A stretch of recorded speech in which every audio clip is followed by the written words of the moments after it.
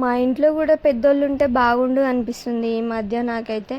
ఎందుకంటే మా చిన్నోడు మా జాషు ఇద్దరైతే ఫుల్ సతాయిస్తున్నారు, అట్లాగే ఫుల్ ఏడుస్తున్నారు అనమాట. అంటే వాళ్ళు చేసే చిలిపి పనులు అన్నీ అదే ఇది పడేసేసరికి నాకైతే కోపం వస్తుంది అనమాట. అంటే ఇంట్లో పనులు మేనేజ్ చేసుకోవడం, అట్లనే వాళ్ళని మేనేజ్ చేయడము అసలు వీలైతలేదు. ఎవరైనా ఒకరు పెద్దవాళ్ళు ఉంటే బాగుండు, కనీసం పిల్లలనన్నా పట్టుకుంటే నేను వర్క్ చేసుకుందును అని అనిపిస్తుంది.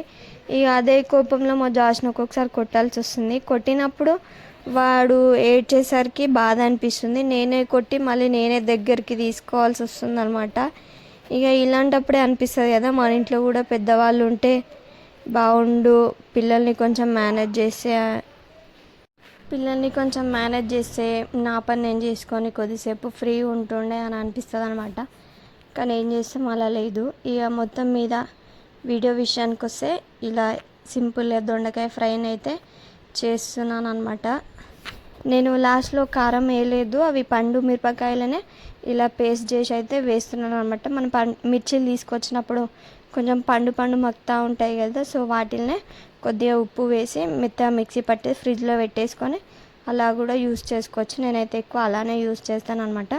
ఇది వీడియో నచ్చితే లైక్ చేసి